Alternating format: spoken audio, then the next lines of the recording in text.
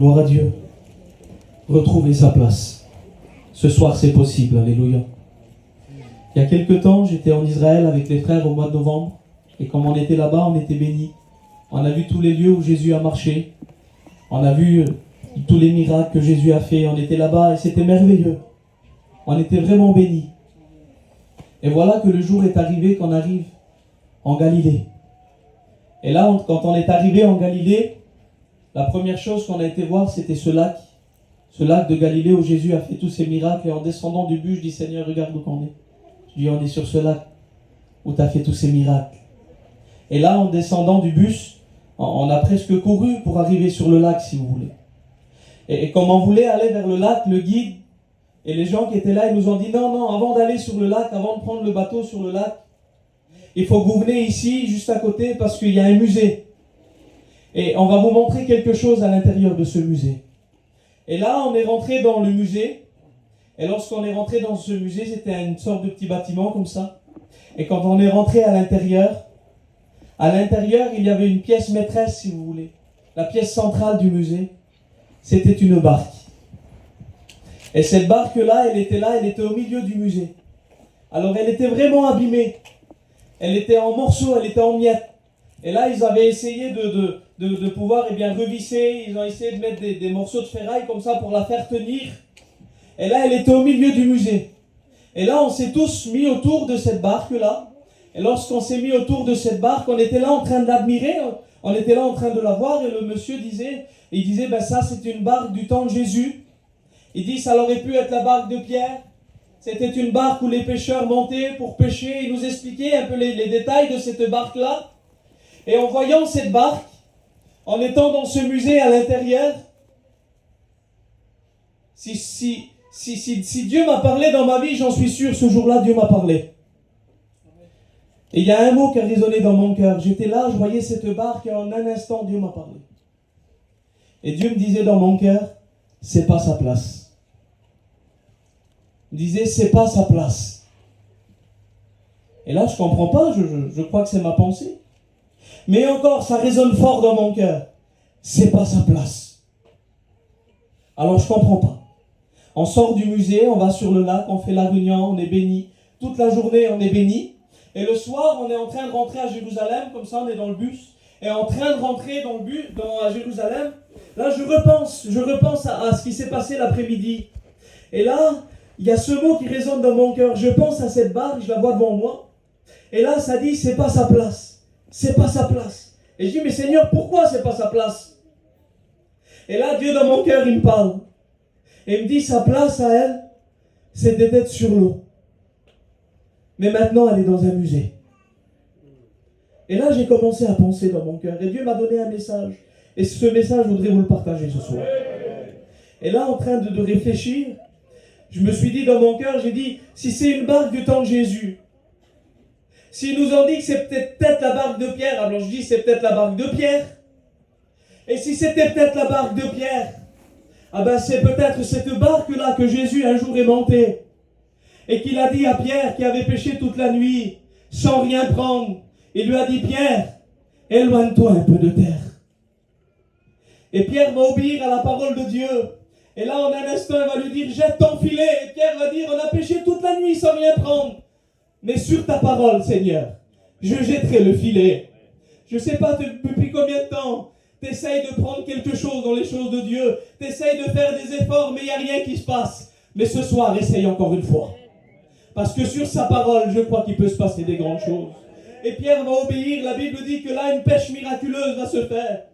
Et là, je me dis, Seigneur, si c'était la barque de Pierre, c'est cette barque-là où un jour les disciples étaient dans la barque. Et que là, une tempête est venue sur le lac. Et là, ils avaient peur pour leur vie. Mais là, Jésus s'est réveillé. Alléluia. Tu voudrais pas que Jésus se réveille dans ta vie ce soir? Et là, Jésus s'est réveillé, la Bible dit. Il a menacé le vent et la mer. Et il a dit, silence, tais-toi. Et la mer, elle s'est calmée. J'aimerais vous dire qu'avant que Jésus crie, Pierre avait crié, rien s'est passé. Avant que Jésus crie, Jean avait crié, rien s'est passé.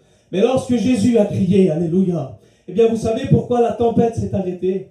Parce qu'elle a reconnu la voix de son Créateur. Elle a dit, c'est lui qui l'a dit, alors j'arrête. Eh bien je crois que ce soir, dans la tempête que tu traverses, Jésus peut dire un mot pour toi. Et tout peut s'arrêter. Est-ce que vous le croyez ce soir? Et je me suis dit, ben Seigneur, si c'était cette barque-là, alors ça aurait pu être aussi la barque où Jésus a dit à Pierre, vas-y maintenant, sors de la barque et marche sur l'eau. Et Pierre a marché sur l'eau. Mais cette barque, je ne sais pas pour quelles circonstances, dans quel problème elle a passé, mais peut-être que cette barque, à cause d'un accident, une négligence, cette barque s'est fissurée un jour. Et lorsqu'elle s'est fissurée, elle a commencé à couler. Elle a commencé à couler et elle est arrivée au fond du lac de Galilée. Et là, elle a sombré eh bien dans les ténèbres comme ça. Elle a resté pendant des années dans l'oubli. Et plus personne ne l'a vue. Cette barque est restée là. Et à un moment donné, au bout de centaines d'années, je ne sais pas combien de temps, des gens l'ont repêché. Mais lorsqu'ils l'ont repêché, il y avait trop de dégâts. Cette barque était en miettes, elle était en morceaux. Il n'y avait plus rien à faire pour cette barque-là. Alors au lieu de la réparer, au lieu d'essayer de faire quelque chose pour la remettre sur l'eau, ça ne marchait pas, parce qu'elle prenait l'eau. Alors ils ont conçu un musée.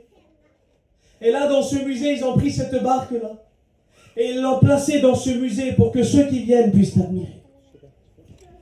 Eh bien, peut-être que l'histoire de cette barque, c'est peut-être ton histoire à toi. Peut-être que dans ta vie, dans ton cœur, dans ta barque, un jour Jésus est monté. Et qu'il t'a dit, éloigne-toi du monde. Éloigne-toi des choses de la terre.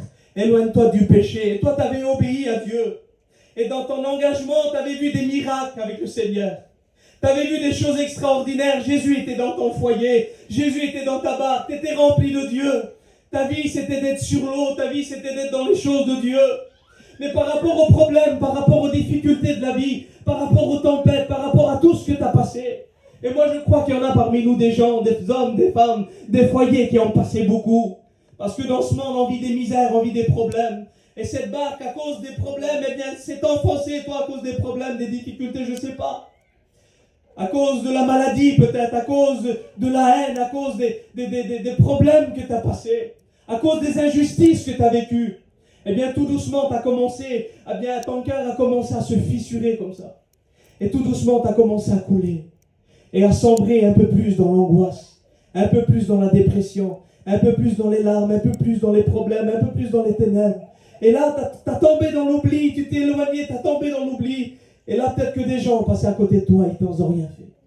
Peut-être que des pasteurs, ils ont passé, ils n'ont rien fait. Peut-être que des gens, ils ont passé, ils n'ont rien fait. Et tu t'es dit, moi, tout le monde m'a oublié. Mais j'aimerais te dire que même si tout le monde t'a oublié, Dieu, il ne t'a pas oublié. La Bible dit, une femme oublierait-elle l'enfant qu'elle a allaité? N'aurait-elle pas pitié du fruit de son entraille?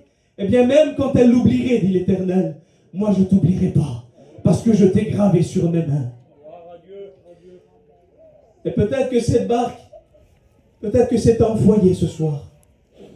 Et dans ton cœur, tu te sens oublié, tu te sens délaissé. Et un jour, tu t'es dit, ben moi je vais réessayer de revenir vers Dieu.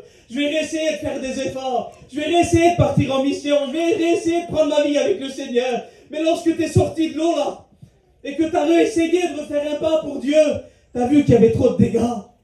Tu as vu que tu avais trop subi, tu as vu que tu avais trop passé, il y avait trop de fissures, il y avait trop de dégâts, il y avait trop de problèmes. On a trop parlé sur toi, on t'a trop jugé, on a trop dit sur toi, t'en as trop passé. Trop de larmes, trop de souffrances. Et là, l'ennemi t'a condamné, il t'a dit non, c'est pas pour toi les réunions, c'est pas pour toi les missions, c'est pas pour toi les choses de Dieu. Et là, t'as commencé à t'éloigner de Dieu. Et tu t'es dit, oui, c'est vrai, Seigneur, c'est fini pour moi. Trop de dégâts, trop subi, trop de fissures, Seigneur, dans ma vie. Et là, comme t'as vu que tu ne pouvais plus être sur l'eau, parce que le diable, il nous ment, il nous dit, tu ne pourras plus revenir à Dieu, tu ne pourras plus revenir au Seigneur. Et lorsque tu t'es dit, ben, je ne pourrai plus revenir, alors comment je vais faire? Ah ben, l'ennemi, il s'approche, lui. Et lorsque l'ennemi s'approche et dit, tu ne peux plus être sur l'eau, tu ne peux plus aller dans les réunions, pour toi c'est fini, ah ben viens, parce que j'ai créé un musée pour toi. Et c'est quoi le musée? Ah ben le musée c'est l'apparence. Un musée c'est conçu pour être admiré. C'est conçu eh bien, pour être vu des autres. Et en entrant dans le musée, j'ai vu cette barque qui était là. Et là, tout le monde admirait cette barque. Et lorsqu'on est dans un musée, ben, tous les regards sont sur nous.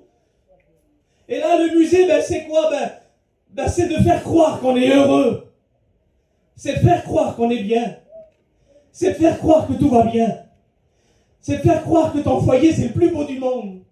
C'est de faire croire que ton mari, ta femme, c'est la meilleure du monde.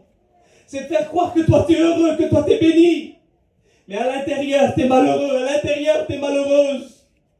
Alors, on parle comme ça sur la place. Alors, ça va? Oui, ça va. Ton mari, ça va? Tout va bien. Tes enfants, ça va? Tout va bien. Ton foyer, tout va bien. Ton ministère, tout va bien. Ta vie chrétienne, tout va bien. Tout va bien. Tout va bien. Et j'aimerais te dire quelque chose ce soir. Arrête de dire que tout va bien, alors que tout va mal. Arrête de dire que tu es heureux, alors que tu es malheureux. Arrête de dire que tu es béni, alors que tu n'es pas béni.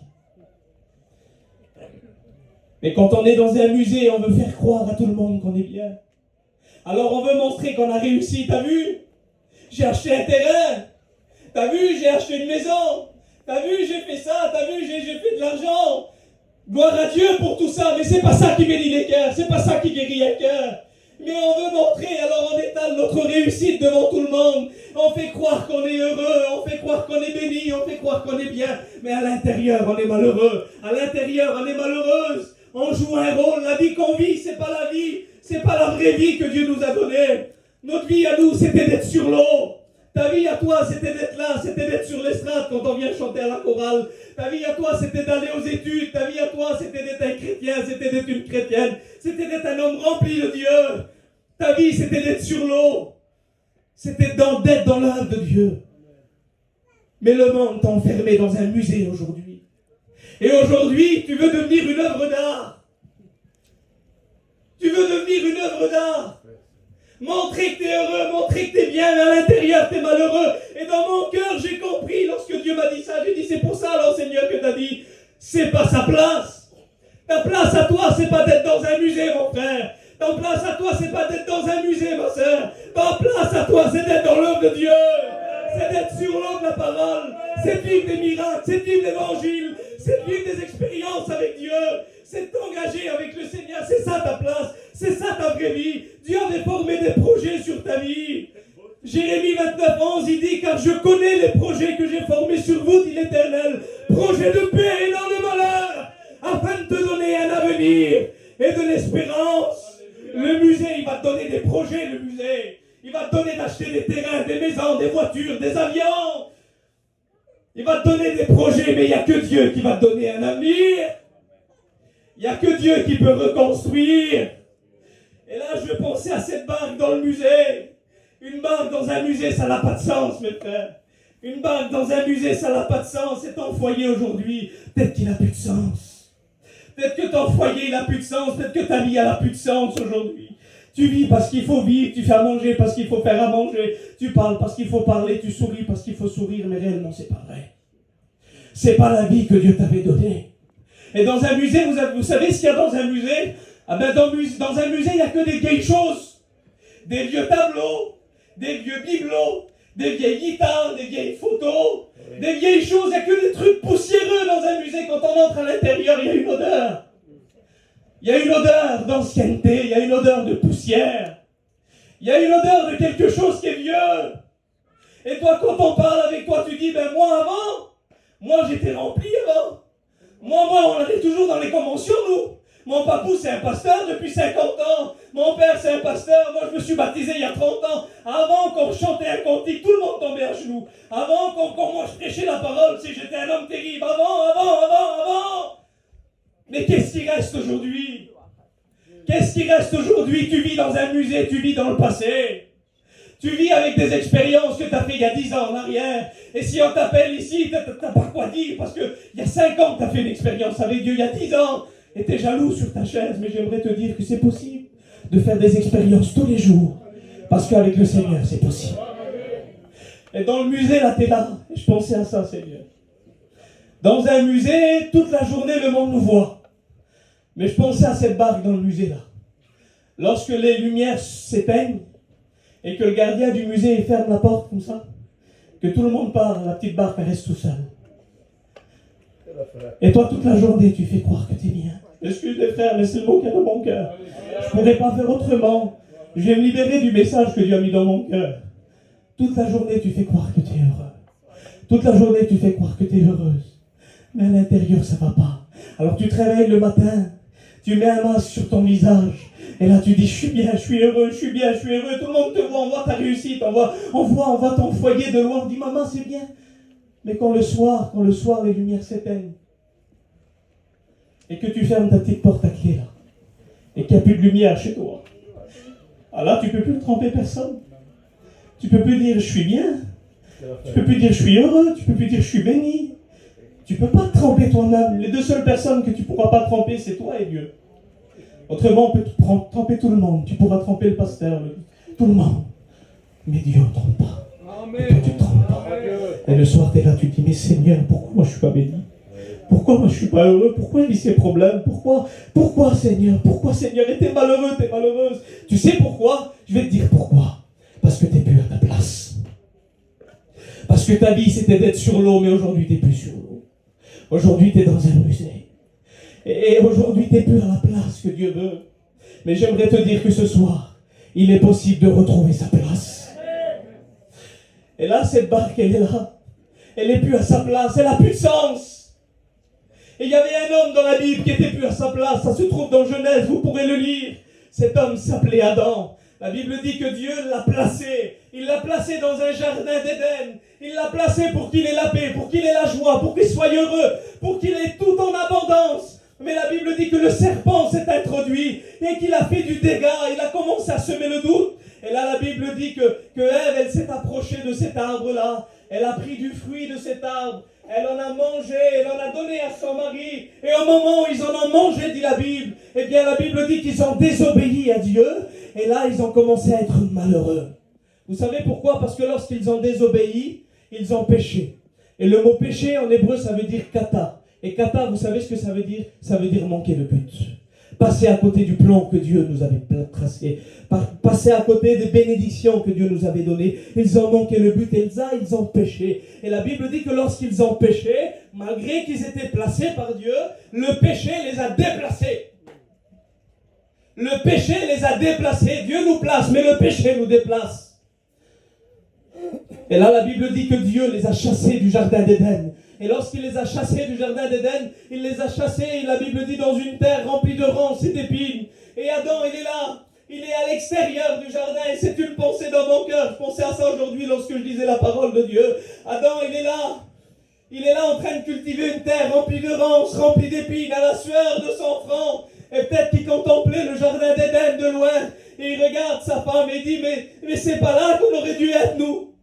C'est pas ici en train de souffrir, en train de manger de la misère. C'était là-bas, c'était dans le jardin qu'on aurait dû être. C'était dans la présence de Dieu. Mais parce qu'on a péché, regarde ce qui s'est passé. Caïn, il a tué Abel. On n'aurait jamais dû vivre ça. On n'aurait jamais dû vivre ces problèmes-là. Aujourd'hui, on est en train de vivre des problèmes, des soucis. Parce qu'on a péché, parce qu'on a perdu notre place. Ils ont perdu leur place.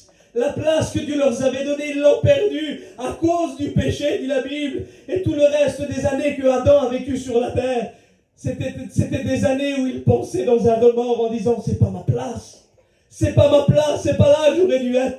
Et dans la Bible, il y avait encore un autre homme, mais je ne voudrais pas être là encore 5-10 minutes. Est-ce que vous me donnez encore 5 minutes? Il y avait encore un autre homme, dit la Bible. Cet homme, vous le connaissez tous, il s'appelle le fils prodigue. Pourquoi le fils prodigue, il n'a pas de nom? Tu t'es jamais posé la question pourquoi le fils prodigue il n'a pas de nom? Parce que le fils prodigue il peut porter ton nom à toi. Si moi je suis un rétrograde, je m'appelle Tyson, mais le fils prodigue il s'appelle Tyson. Je m'excuse Bruno, hein. Mais si Bruno il est rétrograde, ben, le fils prodigue il s'appelle Bruno.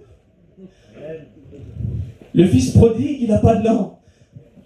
Parce que son nom à lui c'est ton nom à toi. C'est pour nous montrer. C'est pour nous montrer que le fils prodigue, et on peut s'identifier à lui, tout le monde. Tous ceux qui sont éloignés de Dieu, tous ceux qui sont loin de Dieu. Ah ben le fils prodigue, il porte ton nom à toi. Et là, le fils prodigue, il vivait pas la vie que Dieu lui avait donnée. Sa vie à lui, c'était d'être dans un palais, c'était d'être avec son père. C'était d'être tous les matins à la table de son père, être habillé comme un roi, être parfumé, être bien. Mais la Bible dit que le fils prodigue a pris une décision. Il a dit à son père, donne-moi les biens qui doivent me revenir. Et la Bible dit qu'il partit pour un pays éloigné, où il dissipa tout son bien. Parce que dans le monde, on croit devenir des hommes terribles, des femmes terribles, des hommes qui vont bouleverser le monde. Mais tu t'en es très vite rendu compte qu'en t'éloignant de Dieu, t'es malheureux. On pourra avoir tout ce qu'on veut dans le monde, de l'or, de l'argent, des diamants. Sans Dieu, on est malheureux. Il n'y a qu'en Dieu qu'on est heureux. C'est Hazard qui avait dit ça. Il dit, car ceux qui s'éloignent de toi, ils périssent, Seigneur. Mais pour moi, m'approcher de Dieu, c'est mon bien. Et peut-être que tu t'es éloigné comme le fils prodigue. La Bible dit qu'il va manger tout son bien parce qu'à un moment donné, il est heureux. C'est lui qui paye pour tout le monde. C'est lui qui fait les fêtes. C'est lui qui est l'homme connu dans le village. Et voilà qu'à un moment donné va venir l'épreuve, va venir la difficulté. Et la Bible dit qu'il va se retrouver dans le besoin. Et lorsqu'il va se retrouver dans le besoin, il va se mettre au service d'un des habitants du pays qui va l'envoyer dans ses champs pour garder ses pourceaux, dit la Bible. Et là, le fils prodigue va arriver là, dans un endroit où il y a de la boue, dans un endroit où il y a des pourceaux, dans un endroit où il n'y a rien de bon en quelque sorte. Et pour un juif, la tâche la plus humiliante qu'il pourrait y avoir, c'est d'être gardien de pourceaux. Parce que les pourceaux, c'était des choses qui étaient impures pour les Juifs. C'était des animaux qui étaient impurs, pas le droit de toucher. Mais là, la Bible dit que lui, il ne va pas simplement les toucher, mais va devenir gardien de pourceaux. Gardien de ce qui est impur. Gardien de pourceaux. Et le mot gardien veut dire nourrir, protéger. Et toi, peut-être que tu es devenu gardien de l'angoisse. Peut-être que tu es devenu gardien de la dépression. Peut-être que tu es devenu gardien de la peur. Et que tous les jours, tu nourris ta peur, tu nourris ton angoisse, tu nourris ta dépression, tu nourris ton doute. Et là, le fils prodigue, il est là, il est dans la boue. Il a tout perdu. Et lorsqu'on a tout perdu, vous savez ce que le diable fait? Il utilise une arme que contre moi, il a souvent utilisée. J'en suis sûr que contre beaucoup, il l'a utilisée aussi. Cette arme, elle s'appelle la dévalorisation. Le fils prodigue, il est là. C'était pas sa place d'être là, lui. C'était pas sa place d'être dans la boue, sa place était d'être dans un palais, mais sa décision lui avait fait perdre sa position. Et peut-être que tu as pris des mauvaises décisions ces années-là. Peut-être que tu as pris des mauvaises décisions les mois qui ont passé. Et aujourd'hui, tu réalises que dans ton cœur, tu as perdu ta position. Alors oui, on peut garder le foulard devant les hommes. On peut garder une Bible devant les hommes. On peut garder des années de baptême devant les hommes. Mais devant Dieu, où t'en es? Et le fils prodigue, il est là, il est dans la boue. Et la Bible dit que lorsqu'il voit les pourceaux manger, il mangeait des carouges, dit la Bible. Vous savez c'est quoi des carouges? C'est une nourriture qu'on donnait aux pourceaux. C'était réservé pour eux. Et là, le fils prodigue, il est là, il est dans la boue. Et à un moment donné, vous savez ce qu'il fait? La Bible dit qu'il voulait manger la nourriture que mangeaient les pourceaux. Je ne sais pas si vous réalisez ce que je suis en train de dire. Il voulait manger la nourriture que mangeaient les pourceaux. Dans la Bible, un chrétien, c'est représenté par une brebis. Une brebis qui est pure, une brebis qui est innocente. Mais tellement qu'il était tombé loin, tellement qu'il était arrivé loin, tellement pour lui il n'y avait plus d'espoir, qu'à ce moment donné, il ne se regardait plus comme une brebis. Il ne se regardait plus comme un petit agneau là. Il se regardait comme un pourceau. Il se considérait comme un pourceau. Il s'est dit, moi je ne veux pas plus qu'eux. Moi je ne veux pas plus que les pourceaux là. Je veux manger la nourriture à eux. Parce que je ne vaux plus rien aujourd'hui. Ma vie ne vaut plus rien. Ma vie chrétienne ne vaut plus rien. Mon foyer ne vaut plus rien. Tu es dévalorisé. Tu te dis que tu ne vaux plus rien. Que pour toi il n'y a plus d'espoir. Que pour toi c'est fini. Tu te vois comme moins que rien. Tu te vois comme quelqu'un qui n'a plus de chance dans sa vie. Quelqu'un que Dieu ne le regarde plus. Tu es tellement sale dans ton cœur. Tu te sens tellement coupable devant Dieu. Tu te considères comme un pourceau. Tu te considères même plus comme un enfant de Dieu. Tu te considères même plus comme une brebis, mais tu te vois comme un pourceau. Parce que le diable t'a dévalorisé. Il t'a dit que tu vaux rien. Il t'a dit que tu sers à rien. Il t'a dit que tu es inutile. Il t'a dit que ton foyer s'en sortira jamais. Que tes enfants s'en sortiront jamais. Que ta vie ne reviendra plus jamais comme avant. Mais la Bible dit, écoutez bien, que personne ne lui donnait cette nourriture-là. Personne ne lui donnait cette nourriture. Et je vais vous le dire pourquoi personne ne lui donnait. Parce que c'est Dieu qui n'a pas permis qu'il mange ça. Parce que même si à ses yeux il se voyait comme un pourceau, même si à ses yeux il se voyait comme moins que rien, Ça, c'est le monde qui le voyait comme ça. Ça, c'est les hommes qui le voyaient comme ça. Mais aux yeux de Dieu, il était encore une brebis de Dieu. Une brebis blessée, une brebis abattue, une brebis peut-être en sang, une brebis peut-être qui s'est salie, mais toujours une brebis de Dieu. Et peut-être que tu te vois comme un pourceau, tu te vois comme si tu ne vaux plus rien. Mais j'aimerais te dire que ce soir, Dieu ne te regarde pas comme nous. Ce soir, le regard de Dieu, c'est pas un regard accusateur. Peut-être qu'on a passé devant toi, on a dit, tu ne vaux plus rien, mon frère, toi. C'est fini, t'en as trop fait, t'en as trop dit. Mais Dieu, il ne te regarde pas comme ça. Ce qu'on dira nous sur toi, ça compte pas. Le frère du fils prodigue, il a dit, t'as vu, il est revenu. Mais il en a trop fait, mais ce que le frère a dit, ça comptait pas. C'est ce que le père a dit qui comptait. Est-ce que nous, on dit, ça compte pas? C'est ce que lui dit qui compte ce soir. Si Dieu a dit qu'il veut te bénir, il va te bénir. Si Dieu a dit qu'il va te guérir, il va te guérir. Si Dieu a dit qu'il va te délivrer, il va te délivrer. Si Dieu a dit qu'il va te sauver, il va te sauver. Si nous on dit que tu n'as pas le droit, ben lui il dit que tu as le droit. Si nous on dit que tu ne peux pas revenir, lui il dit que tu peux revenir. Parce que ce que nous on dit, ça compte pas. Lui il dit et la chose arrive. Il ordonne et elle existe. Il appelle ce qui n'est pas Dieu. Parce qu'il est Dieu. Parce qu'il est Jésus. Parce qu'il est le roi des rois. Et lorsque le roi dit un mot, les soldats disent plus rien. Ceux qui servent, ils disent plus rien. Nous, on n'est rien ce soir. C'est ce que lui va dire qui va compter. Alors, est-ce que tu crois que Dieu peut dire un mot sur ton foyer? Est-ce que tu crois que Dieu peut dire un mot sur ton ministère? Est-ce que tu crois que Dieu peut dire un mot pour tes enfants? Alors, si lui dit un mot, tout peut changer, mon frère. Tout peut changer, ma soeur. Et là, le fils prodigue, il ne se considère plus. Il ne se considère plus comme un fils. Il ne se considère plus comme rien. Mais il est toujours la brebis de Dieu. Peut-être que tu t'es éloigné, que tu as fait des choses. Et je ne voudrais pas rentrer dans les détails. Mais j'aimerais te dire que si le péché a abondé, si tu es dans le péché jusqu'à là, ah ben la grâce de Dieu, elle peut arriver jusqu'à là. Parce que là où le péché a abondé, la grâce de Dieu a surabondé. Alléluia. On dit Amen. On dit Alléluia. Est-ce que vous croyez que Dieu peut faire des grandes choses ce soir? Et là, le fils prodigue, il est là. Il est dans la boue du péché. Plus aucun espoir pour lui. Et la Bible dit qu'il va rentrer en lui-même. Et je voudrais ce soir que par la parole et par le moyen du Saint-Esprit, tu puisses entrer en toi-même. Tant qu'il avait de l'argent, il n'est pas rentré en lui-même. Tant qu'il était bien, il n'est pas rentré en lui-même.